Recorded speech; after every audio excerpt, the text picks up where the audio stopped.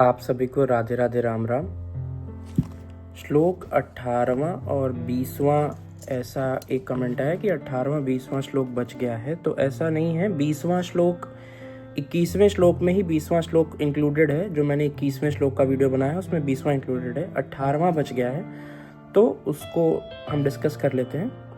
18वां श्लोक कहता है, द्रुपदो द्रौपदेयाश्च सर्वशः पृथ्वीपते सौभद्रश्च महाबाहु शंखान दद्मुः पृथक पृथक।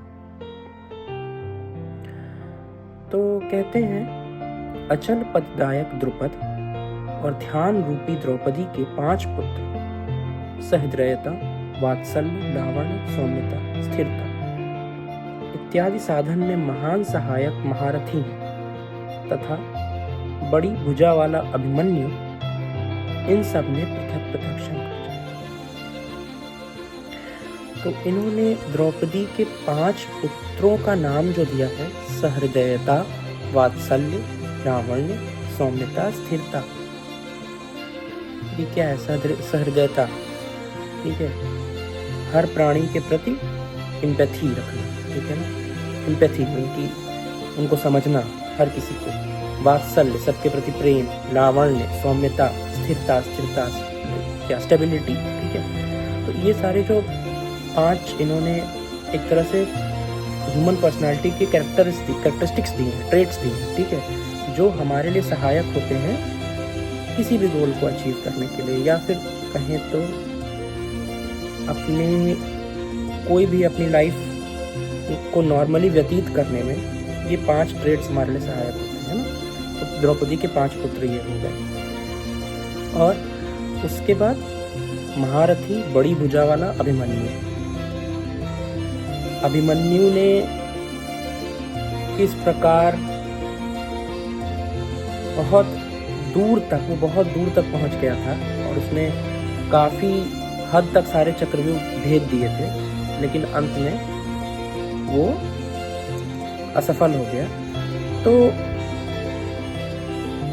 इसमें कहते हैं कि अभिमन्यु की खासियत इन्होंने जो कही है, अभिमन्यु का जो एक एडवांटेज इन्होंने बताया, वो ये कहा है कि जब उसका एक कंपैरिजन किया है एक पर्सनालिटी से, कि जब मन भय से रहित हो जाता है तो उसकी पहुंच दूर तक हो जाती है। तो जब किसी के प्राणी के मन से भय निकल जाता है तो फिर उसकी पहुंच दूर तक हो जाती है, ठीक है।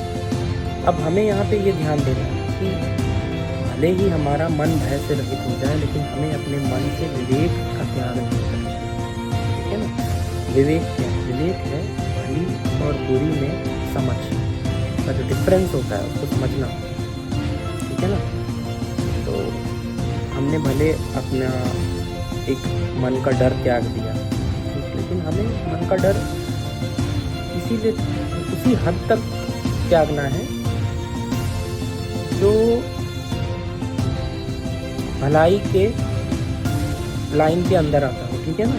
अगर कोई चीज़ बुरी है, कोई चीज़ अनुचित है, तो उसके लिए हमें उसके लिए डरना ही चाहिए। हर चीज़ के लिए हमें डर को त्यागना नहीं, ठीक। तो अपने मन से भय को त्याग करके सोसाइटी में कोई गलत या अनुचित काम करना, वो सही चीज़ नहीं, ठीक है ना। तो अपनी बाउंड्रीज को समझना और अपने विवेक बुद्धि से अपने कार्य क्षेत्र को एक्सप्लोर करना, ठीक है ना। तो ये है एक सही मन का, एक स्टेबल मन का, एक समझदार व्यक्ति का तरीका, ठीक। तो इस श्लोक से हमें ये सीखने को मिलता है।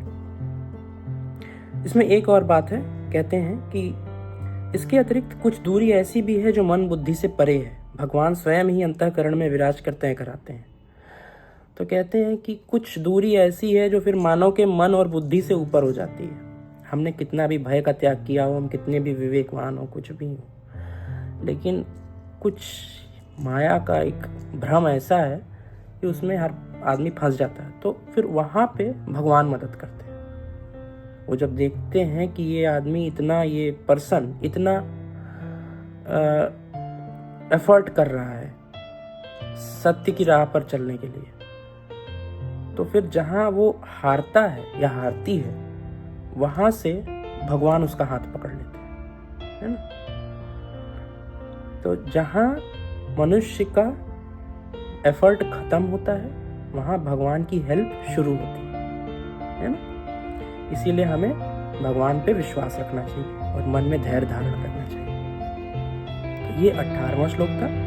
20वां श्लोक आपके 21वें श्लोक में इंक्लूडेड है।